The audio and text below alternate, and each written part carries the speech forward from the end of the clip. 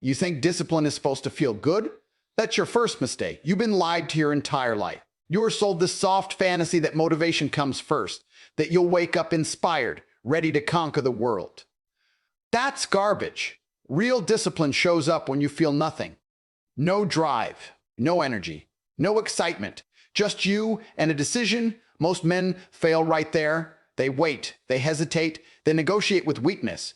And that's exactly why they stay average. Let me make something brutally clear. When you feel unmotivated, that's the moment your real identity is exposed. Not when you're hyped, not when everything's easy. When you're tired, bored, drained, that's when you find out if you're a man of control or just another emotional slave. Weak men operate on feelings. Powerful men operate on command.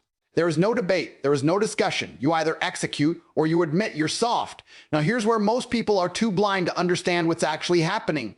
There's a shift that occurs at the highest level, a transformation so deep it feels like you're speaking a different language. Call it speaking in tongues if you want, but not in some religious sense. I'm talking about a psychological upgrade, a new internal code. The moment you stop negotiating with yourself and start issuing orders, your mind stops sounding like the weak version of you. It becomes sharp, direct, ruthless. You don't say, I feel tired. You say, move. You don't say, I'll try. You say, done. That's the language of discipline. That's the language of power. Most men never experience this because they never cross that line. They live their whole lives in the same broken internal dialogue, complaining, doubting, hesitating. Their mind is noise, chaos, excuses. But when you lock into discipline, something changes. Your thoughts become commands. Your actions become automatic. You don't rely on motivation because motivation is for amateurs. You build a system where action happens regardless of emotion. Understand this. Discipline is not something you do. It's who you become. It's an identity shift. You stop being the guy who needs to feel ready and become the guy who moves no matter what. That's dominance. That's control. That's power. And it's rare because it's uncomfortable. Most people run from discomfort. You walk straight into it like you own it. When you're unmotivated and still execute, you're rewriting your brain. You're killing the weak version of yourself in real time. Every rep, every task, every decision made without emotion is a declaration, I am in control. Not your feelings, not your mood, not your circumstances, you. And let's be honest, you don't lack motivation, you lack standards. You've allowed yourself to believe it's acceptable to stop when it gets hard. That's the real problem. Fix that, and everything changes. Because a man with standards doesn't ask how he feels. He asks what needs to be done, and then he does it. You've been conditioned to believe that motivation is the starting point. That's the trap. You wait to feel ready, to feel driven, to feel energized, and in that waiting, you waste your life. The truth is uncomfortable. Motivation is unreliable, inconsistent, and completely irrelevant if you're serious about control. It comes and goes like a mood, and if your actions depend on it, then your progress will always be unstable. That's not power, that's dependency. Right now, there are two types of men. One wakes up and scans his emotions like a weather report. If he feels good, he moves. If he doesn't, he stalls. The other doesn't check anything. He already knows what needs to be done, and he executes without discussion. One is controlled by internal noise. The other operates with precision. That difference is everything. You say you're unmotivated. Good. That's where the real work begins. Because when motivation disappears, all that's left is structure, discipline, and decision. And most people crumble at that point. They start negotiating. I'll do it later. I'll start tomorrow. I just need to reset. No, you're avoiding reality. You're choosing comfort over control, and every time you do that, you reinforce weakness. Discipline doesn't care how you feel. It doesn't adjust itself to your mood. It doesn't wait for perfect conditions. It operates on a higher standard execution regardless of the emotional state. That's what separates professionals from amateurs. An amateur needs to feel inspired to act. A professional acts because it's required. There's no debate, no hesitation, no emotional involvement. Look at your own patterns. How many times have you delayed something important because you weren't feeling it? How many opportunities have slipped because your emotions were in the wrong place at the wrong time? That's not bad luck. That's a lack of control. And until you fix that, nothing changes. The shift happens when you stop treating your feelings as instructions. Feelings are signals, not commands. They're temporary, often misleading, and usually biased toward comfort. If you obey them, you stay exactly where you are. If you override them, you start building authority over your own mind. That's the foundation of discipline. When you move without motivation, something powerful happens. You prove to yourself that action is a choice, not a reaction. You break the cycle of emotional dependence. You stop being a passenger and become the driver. That's where confidence actually comes from, not from hype, not from speeches, but from repeated evidence that you can act under any condition. Understand this clearly. The days you feel nothing are the days that matter most. Anyone can perform when they're energized. That's easy. That requires no character. But showing up when you're drained, focused when you're distracted, consistent when you're bored, that's rare. That's where standards are built. You don't need more motivation. You need a higher level of expectation from yourself. A standard so strict that skipping work isn't even an option. A mindset where action is automatic, not emotional. Because once you reach that point, motivation becomes irrelevant. You're no longer waiting for a feeling. You're operating on a system. And systems don't fail when emotions do. You don't discover who you are when things are easy. You reveal it when everything inside you is telling you to stop. That quiet moment when your energy drops, your focus fades, and your mind starts offering excuses. That's not weakness appearing, that's truth being exposed. Most people misunderstand this. They think their best self shows up when they're motivated, confident, and ready. That's performance. That's temporary. Your real identity shows up when there's nothing pushing you forward except your own standard. Pay attention to what happens when you're tired. Your posture changes. Your thinking slows. Your discipline starts negotiating. Suddenly, tasks that were simple feel heavy. That's where most men break. Not because the task is difficult, but because their control was never real to begin with. It was borrowed from motivation. And when that disappears, so does their structure. There are two internal systems operating at all times. One is emotional, reactive, comfort-seeking, short-term focused. The other is controlled, deliberate, structured, long-term driven. When you're energized, both systems align and action feels natural. But when you're drained, they separate. That's the moment of truth. One part of you says stop, delay, avoid. The other says continue, execute, finish. Which one you obey defines your identity. Most people don't like hearing that because it removes their excuses. They want to believe they're capable, that they just need the right conditions. But the reality is simple. If your behavior changes based on how you feel, then you are not in control. You are being managed by your internal state, and anything that controls you limits you. Watch how quickly standards collapse under pressure. Someone says they're disciplined, focused, committed, but the moment they feel discomfort, everything changes. They start adjusting their expectations. I'll just do half. I'll skip today. I deserve a break. No, that's not flexibility. That's weakness, disguising itself as logic. Real control doesn't bend every time pressure increases. The uncomfortable part is this: you already know what you should be doing. There's no confusion. The problem isn't lack of knowledge. It's lack of execution under resistance. When everything feels easy, you move. When resistance appears, you hesitate. That hesitation is the gap between who you think you are and who you actually are.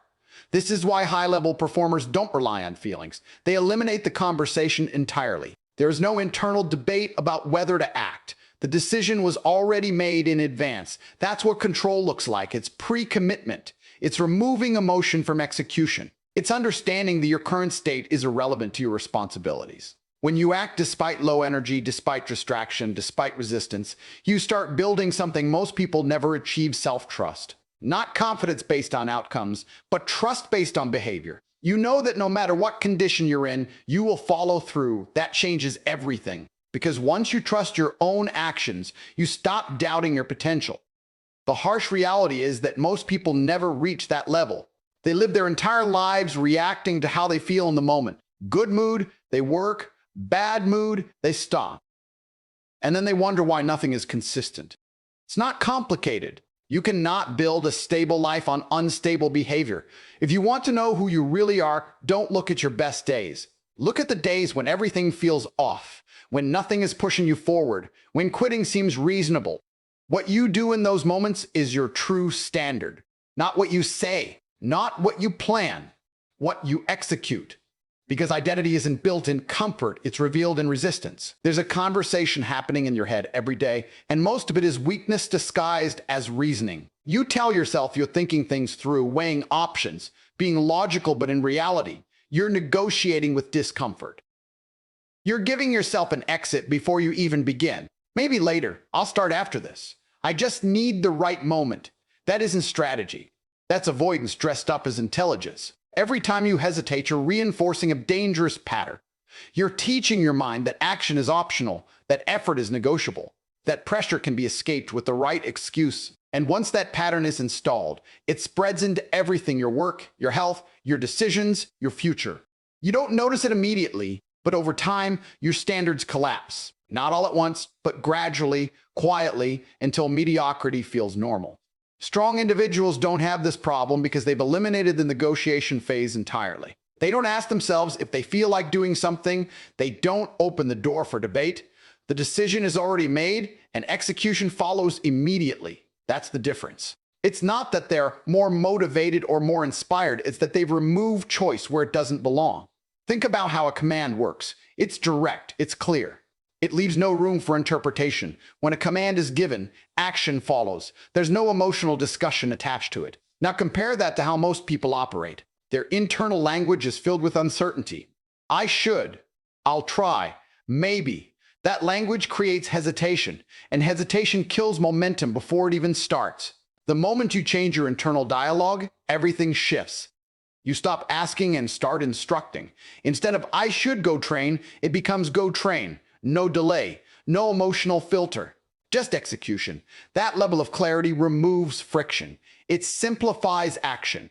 And most importantly, it builds authority over your own mind. This isn't about being aggressive for the sake of it. It's about precision. When your internal voice is weak, your actions are inconsistent. When your internal voice is firm, your actions become predictable. And predictability is power. It means you can rely on yourself under any condition. You don't need to guess whether you'll follow through. You already know. The comfortable truth is that most people fear this level of control. They prefer the illusion of freedom, where they can choose based on how they feel in the moment. But that kind of freedom leads to chaos. It leads to inconsistency, missed opportunities, and regret. Real control comes from structure, from eliminating unnecessary choices, from deciding once and executing repeatedly. Look at your daily behavior. How many times do you delay something you know needs to be done? Not because it's impossible, but because there's a gap between the thought and the action. That gap is where negotiation lives. And the longer that gap exists, the weaker your response becomes. Close that gap and you eliminate hesitation. High performers understand this at a deep level. They don't waste time convincing themselves. They don't need pep talks or external pressure. Their system is internal. Thought leads directly to action. No delay, no emotional interference. That's why they move faster, produce more, and maintain consistency while others struggle. When you operate like this, something changes. You stop feeling overwhelmed because there's no backlog of delayed decisions. You stop feeling stuck because action becomes automatic. And most importantly, you stop doubting yourself because your behavior aligns with your intent. The shift is simple, but it's not easy. You have to catch yourself in the moment of hesitation and shut it down immediately. No second chances, no extended thinking. The instruction is given and the body moves. That repetition builds discipline faster than any motivation ever could. Because at the highest level, success isn't about what you know. It's about how quickly you act on what you already know. Most people treat discipline like a temporary effort, something they switch on when they feel serious and abandon when it gets uncomfortable. That approach guarantees failure, because anything you try to do can be dropped the moment resistance shows up. That's the flaw. You reduce discipline to an action, when in reality, it's an identity. An identity doesn't negotiate, doesn't fluctuate, doesn't disappear when things get difficult. Look closely at your language. I'm trying to be disciplined. That sentence already exposes the problem. Trying implies uncertainty. It leaves space for inconsistency. It gives you permission to fail without consequence. Now compare that to someone who operates from identity. They don't say they're trying, they say, "This is who I am." And once that line is drawn, behavior follows automatically. Identity drives behavior far more powerfully than intention ever will. You can have the best plans, the strongest goals, the clearest strategies, but if your identity doesn't support them, you will sabotage yourself every time. You'll start strong, then fade. You'll commit, then withdraw. Not because the plan was wrong, but because it wasn't aligned with who you believe you are. This is why most people stay stuck in cycles. They rely on bursts of effort instead of permanent standards. They act disciplined for a few days, maybe a few weeks, then fall back into old habits. And then they repeat the process, thinking the solution is more motivation, more planning, more affirmation. It's not. The missing piece is identity. Until that changes, nothing else will hold. When discipline becomes identity, the entire game shifts. You no longer ask whether you should act, you act, because it's consistent with who you are. Skipping work doesn't feel like a small mistake. It feels like a violation. Breaking routine doesn't feel optional. It feels unacceptable. That internal standard is what creates consistency, not external pressure. Consider how identity already controls your behavior in other areas. If you see yourself as someone who doesn't lie, you don't wake up every day debating whether to tell the truth. It's automatic. The decision was made long ago. Discipline works the same way. Once it's embedded into identity, execution becomes default, not effort. The resistance comes from the fact that identity change is uncomfortable. It requires you to let go of the version of yourself that avoids pressure, delays action, and seeks comfort. That version is familiar. It feels safe. But it's also the reason you're not progressing. You can't build a new standard while protecting an old identity. One has to go. And here's where most people hesitate. They want the results of a disciplined identity without fully committing to it. They want flexibility, excuses, room to step back when it gets hard. That contradiction destroys progress. Because identity requires clarity. You either are that person or you're not. There is no middle ground. Once you make that shift, your environment, your habits, and your decisions begin to align. You stop tolerating distractions that don't match your standard. You stop engaging in behaviors that weaken your position. You start structuring your life around execution, not convenience. Everything becomes sharper, more intentional, more controlled. At that level, discipline stops feeling like effort. It becomes normal. Just like breathing, just like showing up, just like finishing what you start. And when something becomes normal, it becomes sustainable. That's when real progress begins. When consistency is no longer forced, but embedded. You don't rise to your goals. You fall to your identity. And if that identity isn't built on discipline, then no amount of motivation will save you. You keep thinking power comes from intensity, from moments of extreme effort, from those rare bursts where you feel unstoppable. That's another illusion. Real power is built in the moments where nothing is pushing you, no excitement, no urgency, no external pressure, and you still move. That's where separation happens. That's where you either reinforce weakness or start building something most people never touch. Every time you act without motivation, you are doing something far more significant than completing a task. You are reprogramming your brain. You are sending a clear signal. Action is not dependent on emotion, and the brain adapts to that standard. It starts to understand that hesitation is no longer an option, that delay is no longer acceptable, that shift doesn't happen through thinking. It happens through repetition. Most people underestimate how dangerous their patterns are. When you skip action because you don't feel like it, you're not just missing one opportunity. You're strengthening a habit. You're teaching your mind that discomfort leads to avoidance. And the more you repeat that cycle, the stronger it becomes. Eventually, it becomes automatic. You don't even question it anymore. You just stop. Now reverse that process. When you act despite resistance, despite low energy, despite zero motivation, you create a different pattern. You build a system where execution overrides emotion. At first, it feels forced. It feels unnatural. That's because you're breaking an old loop. But with repetition, it starts to settle. Action becomes faster. Resistance becomes weaker. And what used to feel difficult becomes standard. This is where real dominance begins. Not in public, not in moments where others are watching, but in private, controlled decisions where there's no reward except the knowledge that you followed through. That's the level most people never reach because it requires consistency without recognition. It requires you to operate at a high standard even when no one is there to validate it. There's also a psychological shift that happens when you operate like this. You stop fearing difficult tasks. Not because they become easy, but because you've proven to yourself that you can execute regardless of how you feel. That removes uncertainty. And once uncertainty is gone, hesitation disappears with it. You no longer waste time thinking about whether you could do something you already know you will. Understand how powerful that is. Most people are trapped in doubt. They question their ability, their discipline, their consistency. But that doubt comes from a lack of evidence. They haven't built enough proof through action. Every time they avoided something, they weakened their belief in themselves. You're doing the opposite. You're stacking evidence. You're building a record of execution that cannot be argued with. And once that record grows, your entire mindset changes. You stop relying on external validation because your internal standard is enough. You don't need motivation because your behavior is already aligned. You don't need reminders because action has become automatic. That's what control looks like. The uncomfortable truth is that this process is simple but not easy. It requires you to repeatedly choose discomfort over ease, action over delay, structure over impulse, and there's no shortcut. You can't think your way into it. You can't plan your way around it. You have to go through it, one decision at a time. Every action taken without motivation is a statement. It's proof that you are not controlled by your current state. It's evidence that you operate on a higher level than most. And over time, those small, consistent decisions build something unshakable. Because dominance isn't created in one moment. It's built through thousands of quiet decisions where you chose to act when it would have been easier not to. You keep telling yourself you're not motivated, as if that explains everything. It doesn't. It's an excuse that sounds acceptable because it's common. But the real issue is deeper, and it's harder to admit you've set your standards too low. You've allowed yourself to believe that stopping, delaying, and avoiding are reasonable responses to discomfort. That's not a motivation problem, that's a standards problem. Standards define behavior long before motivation ever enters the picture. If your standard is flexible, your actions will be inconsistent.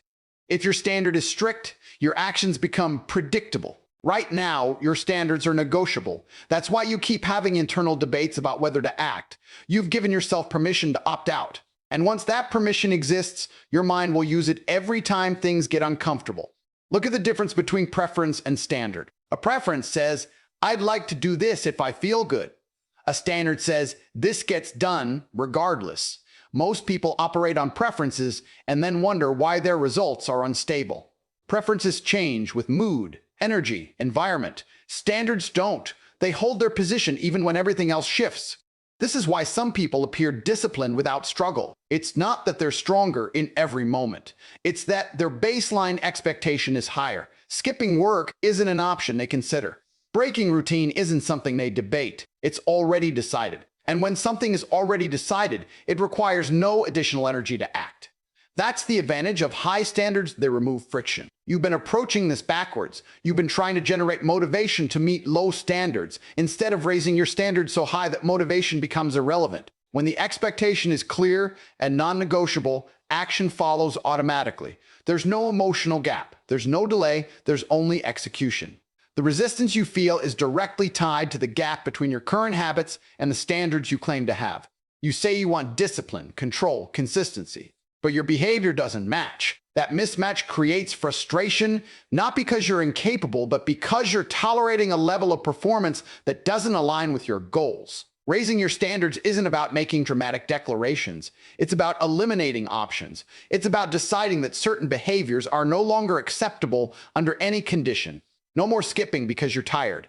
No more delaying because you're distracted. No more adjusting expectations based on mood. Once those options are removed, your behavior has only one direction left. Most people avoid this because it feels restrictive. They think they're losing freedom. In reality, they're gaining control. Because the more options you have in moments of pressure, the more likely you are to choose the easiest one. By reducing options, you simplify decisions. And simplified decisions lead to consistent action. There's also a level of accountability that comes with higher standards. You can't hide behind excuses anymore. You can't blame your environment, your mood, or your circumstances. If the standard isn't met, the responsibility is clear. That level of clarity is uncomfortable, but it's necessary.